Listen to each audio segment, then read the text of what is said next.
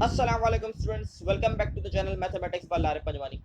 Exercise 3.5 भी continue, इसका last question है, इंशाल्लाह इसको कंप्लीट करते हैं। इस वीडियो के अंदर सवाल है find D Y upon D X. Part number 1 हमारे पास लिखा हुआ है एक्स की पावर वाई डॉट वाई की पावर एक्स इक्वल टू 1।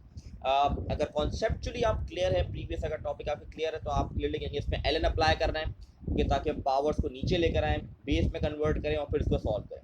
ये क्वेश्चन बहुत ज़्यादा इंपॉर्टेंट इसलिए भी है कि ये पुरानी ओल्ड बुक से, ये क्वेश्चन नंबर 5 के जो पार्ट्स हैं, मोस्टली 3 to 4 पार्ट्स, ये ओल्ड बुक से हैं, पुरानी बुक के पार्ट्स हैं, और ये बहुत ज़्यादा पेपर में रिपीट भी हुए हैं क्वेश्चन। जैसे कि पार्ट नंबर 1 बहुत ज़्यादा रिपीटेबल क्वेश्चन है, बोर्ड के पेपर के अंदर बहुत बार ये पेपर में आया है, तो ये बहुत इंपॉर्टेंट क्वेश्चन है जिसके चांसेस हैं आने के। ठीक है, तो स्टार्ट करते हैं पार्ट नंबर 1। सिंपली हम एल एन अप्लाई कर देंगे बोथ साइड के ऊपर। ये आ गया हमारे पास एल एन एक्स की पावर वाई डॉट वाई की power X equal to L N 1। L N 1 आप कैलकुलेटर पुट करेंगे, एल एन 1 की वैल्यू 0 होती है, ठीक है, तो वो ऑलरेडी 0 हो जाएगा। यहाँ पर हम प्रॉपर्टी अप्लाई कर देंगे, यहाँ पर हमारी हो जाएगी प्रॉपर्टी अप्लाई। कौन सी प्रॉपर्टी? जब मल्टीप्लाई हो रहा है तो प्लस में चेंज हो जाते हैं। ये फर्स्ट प्रॉपर्टी, तो ये होगी एल एन एक्स की power Y plus L N Y की पावर एक्स इक्वल टू 0। अब सेकंड प्रॉपर्टी अप्लाई करनी पड़ेगी जो पावर वाली है, कि पावर जो होती है वो बेस में पीछे, एल एन के पीछे लिख देते हैं, तो पावर वाई तो वाई पीछे आ गया, Y L N x plus X L N Y equal to 0। अब हमने प्रॉपर्टीज अप्लाई कर दी, हमारे पास ये इक्वेशन बन गई है। अब इसमें हम differentiate with respect to X solve करेंगे।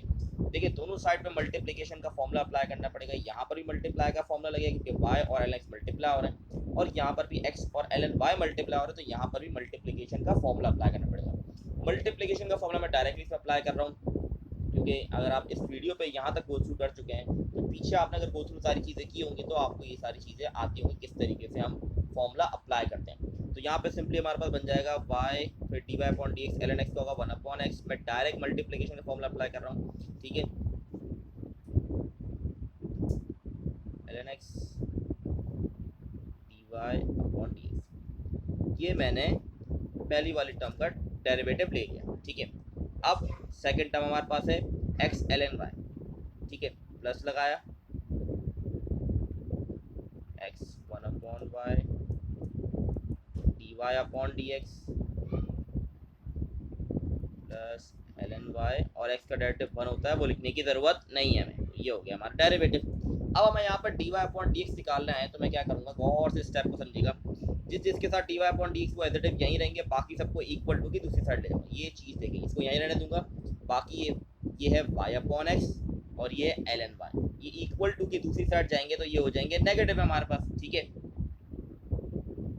ये हमारे पास हो जाएंगे minus Y upon x minus L N Y, ठीक है।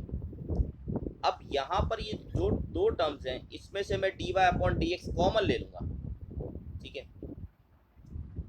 जब मैं d Y upon D x common लूँगा तो यहाँ क्या बचेगा, यहाँ बचेगा l N x plus x upon y, ठीक है। अब l N x plus x upon y यहाँ मल्टीप्लाई हो तो वहाँ जाके क्या हो जाएगा, डिवाइड, तो इसको मैं डिवाइड में लिख दूंगा, यहाँ डिवाइड में निशान लगा रहा हूँ। ये हो जाएगा हमारे पास L N x plus x upon Y. ये हमारा सवाल सॉल्व हो चुका है। अब जितनी सिंप्लीफिकेशन आप कर सकते हैं करने की कोशिश करनी है, दैट्स इट। यही एक चीज़ रह गई है, बाकी इसमें ऐसा कुछ नहीं है, ठीक है। सवाल आपका डन हो गया, d Y upon D x. इसका जवाब मैं इसको ऊपर इसको रब करके आपको लिख के दिखा देता हूँ यहाँ पर, ताकि क्लियर हो जाए सारी चीज़ें। अच्छा, आंसर इसका है वो हमारे पास आया है minus Y upon x minus L N y, यहाँ हो गया l N x plus x upon y, ठीक है। अब ज़्यादा हम क्या कर सकते हैं, सिंप्लीफिकेशन कर सकते हैं, ठीक है। सिंप्लीफिकेशन क्या, एलसीएम ले सकते हैं, तो एलसीएम लेंगे तो बन जाएगा माइनस वाई माइनस, ये हो जाएगा हमारे पास एक्स एल एन वाई। मैंने ऊपर वाली वैल्यू को एलसीएम लिया। अब ये नीचे वाला इसका भी एलसीएम ले लेते हैं, तो ये बन जाएगा y L N x plus x upon y, ठीक है। अब इसको और फर्दर, ताकि हम इसको बुक में जो आंसर है उस हिसाब से इसको लेकर आए, इसलिए इसको और सिंप्लीफाई कर देते हैं अभी हम। अब ये क्या होगा, नीचे देखिए ये मेन फ्रैक्शन ये हमारे पास, अब ये नीचे वाली वैल्यू रेसिप्रोकल हो जाएगी, ठीक है, ये वाली वैल्यू रेसिप्रोकल हो जाएगी तो y ऊपर आ जाएगा और ये नीचे, तो इस तरीके से बन जाएगा हमारे पास minus Y minus X ln y upon y ln x plus x। ठीक है, अब मैंने क्या, अब ये x और y कहाँ गए, देखिए ये x नीचे था, इसको यहाँ लिख दिया, ये वाला y जब रेसिप्रोकल होगा तो ऊपर आ जाएगा, तो ये बन जाएगा इस तरीके से, इसको भी मल्टीप्लाई नहीं करवा रहा। ठीक है, तो ये हमारा एट दी एंड आंसर हो गया। बुक के अंदर एक और चीज़ की गई, वो भी बता देता हूँ मैं, बुक के अंदर माइनस कॉमन लिया गया, वैसे ये आंसर भी ठीक है, गलत नहीं है। ठीक है, बुक के अंदर एक और चीज़ की गई है, नेगेटिव को कॉमन लिया है, तो कोई इससे कोई मसला नहीं है, ये भी आंसर आपका करेक्ट है। ठीक है, ऊपर न्यूमिनेटर से कॉमन लिया गया। ठीक है, तो ये हमारा हो गया part number 1 done. Next part पे मूव करते हैं हम। नेक्स्ट पार्ट है L N x y equal to x square plus y square. देखिए एल एन का जो एंगल है वो एक्स वाई, देखिए आपको ये बात समझ, अगर इस तरीके से लिखा हुआ होगा तो इसका मतलब ये दोनों मल्टीप्लाई हो रहे हैं और यहाँ पर हम एल एन की प्रॉपर्टी लगा देंगे। लेकिन अगर ब्रैकेट्स के अंदर, इसका मतलब ये शो करवा रहा है कि एल एन का एंगल है एक्स वाई, तो यहाँ पर प्रॉपर्टी नहीं लगाएंगे हम। ठीक है, तो डायरेक्टली हम सवाल सॉल्व करेंगे इसके अंदर। सबसे पहले डिफ्रेंशिएट, देखिए आपने ये बात को समझना पड़ेगा कि कहाँ पे एल एन लगाना है और कहाँ पे नहीं लगाना है। जहाँ प्रॉपर्टी अप्लाई हो सकती है वहाँ हमें एल एन लगाना है, हर जगह एल एन नहीं लगाना है। ये चीज़ आप प्रैक्टिस करेंगे तो आपको सही तरीके से आपको कॉन्सेप्ट समझ आएगा। अगर आप सिर्फ वीडियोस देख रहे हैं तो आपको शायद चीज़ें समझ में नहीं आएंगी, प्रैक्टिस भी बहुत ज़रूरी है। तो यहाँ पर हमने डायरेक्ट डिफ्रेंशिएट कर दिया बोथ साइड पे, यहाँ पर भी डी अपॉन डी एक्स आ जाएगा, यहाँ पे भी डी अपॉन डी एक्स आ जाएगा। जब इसका डेरिवेटिव लेंगे तो हमारे पास क्या होगा, 1 अपॉन एक्स वाई कर दिया। अब एल एन में हम क्या करते हैं, जो भी इसका एंगल होता है इसको रेसिप्रोकल कर देते हैं, डिनोमिनेटर में ले आते हैं, और फिर जो इसका एंगल है उसका डेरिवेटिव, एंगल में लिखा हुआ है यहाँ पर एक्स वाई आपस में मल्टीप्लाई होता है, यहाँ पर मल्टीप्लाई का फॉर्मूला लगा दूंगा, तो ये बन जाएगा एक्स, मैं डायरेक्ट अप्लाई कर रहा हूँ d Y upon D x plus y, ये हमारा आ जाएगा मल्टीप्लिकेशन का फॉर्मूला मैंने अप्लाई किया, तो ये आ जाएगी value x D Y upon D x plus y. ठीक है, और यहाँ पर जब मैं डेरिवेटिव अप्लाई करूँगा तो ये बन जाएगा 2x और ये बन जाएगा 2y d Y upon D x. ठीक है, अब ये one upon x y multiply करा दूंगा तो हो जाएगा x upon x y D Y upon D x plus y upon x y, और ये चीज़ें यहाँ पर हम अभी एज इट इज रहने देते हैं, इसको चेंज करने की जरूरत है नहीं हमें। 2x plus 2y d Y upon D x. अब यहाँ पर जो कट हो रहा है वो कट कर देते हैं सबसे पहले, यहाँ से x x कट गया, यहाँ से y कट गया। अब क्या करना है, देखिए कटिंग हो चुकी है, अब हमें d Y upon D x निकालना है, तो डी वाई अपॉन डी जिसके पास है उसको हम एक जगह पे कर लेंगे और बगैर d Y upon D x वाले एक जगह। तो मैं क्या कर रहा हूँ, इसको यहाँ ले जाऊँगा तो ये नेगेटिव हो जाएगा, और इस 2x को यहाँ ले आऊँगा तो ये भी नेगेटिव हो जाएगा। तो अब इस सिचुएशन क्या बन जाएगी, देख लें गौर से, इस चीज़ को समझें। ठीक है, 1 अपॉन एक्स माइनस 2x, क्योंकि यहाँ पर आ चुका है ये वाला x 2x, इसी तरीके से 2y d Y upon D x, और ये वाली चीज़ यहाँ पर आई तो ये बन गई minus 1 upon Y D Y upon D x. अब वही सिंपल स्टेप, इस लेफ्ट साइड पे हम एलसीएम ले लेंगे, राइट साइड पे d Y upon D x को कॉमन लेंगे और वहाँ जाके डिवाइड करा देंगे। ठीक है, तो यही हमें स्टेप करना है, इसको भी कर लेते हैं हम। ठीक, इस तरीके से इसको कंप्लीट करेंगे। तो सिंपली हमने क्या किया, मैंने यहाँ पर इसका एलसीएम लूँगा तो बन जाएगा 1 minus 2x square upon x. अब यहाँ पर को देखिए, यहाँ पर जो है ना, यहाँ पर हम d Y upon D x common ले लेंगे, जब कॉमन ले लेंगे तो क्या बच जाएगा 2y minus 1 upon y, 2y minus 1 upon y. अब ये मल्टीप्लाई होगा तो वहाँ जाके डिवाइड हो जाएगा, तो मैं इसको यहाँ लिख दूंगा 2y माइनस 1 अपॉन वाई। ठीक है, अब आगे बढ़ते हैं, इसको कंप्लीट करते हैं। हम सिंप्लीफिकेशन कर रहे हैं, जितना सिंप्लीफाई कर सकते हैं करने की कोशिश करनी, क्योंकि D Y upon D X आ चुका है हमारे एक साइड पे, अब हमें सिंप्लीफाई करना है जितना हम कर सकते हैं। इसी तरीके से डिनोमिनेटर में भी मैं एलसीएम ले लूँगा तो ये बन जाएगा 1 minus 2x square upon X, तो ऑलरेडी था, नीचे एलसीएम लिए बन गया 2y square minus 1 upon Y. Same चीज़ रेसिप्रोकल करेंगे तो ये बन जाएगा 1 minus 2x square 2y square minus 1, और इसके साथ आ गया y अपॉन एक्स। तो ये हो गया हमारा आंसर। इसके अंदर भी माइनस को कॉमन लिया गया है, फिर मैं कह रहा हूँ कि मसला नहीं, यहाँ भी छोड़ दें तो ये आंसर ठीक है आपका। ठीक है, आई होप ये क्लियर होगा आप लोग को। अच्छा जी, एक और पार्ट इसका कर लेते हैं ताकि और कॉन्सेप्चुअली क्लियर हो जाए चीज़ें आपकी। पार्ट नंबर 3 कर रहे हैं हम। साइन इनवर्स के साथ दिखा हुआ है कॉस एक्स और कॉस इनवर्स के साथ दिखा है साइन एक्स, इसको भी सॉल्व कर लेते हैं।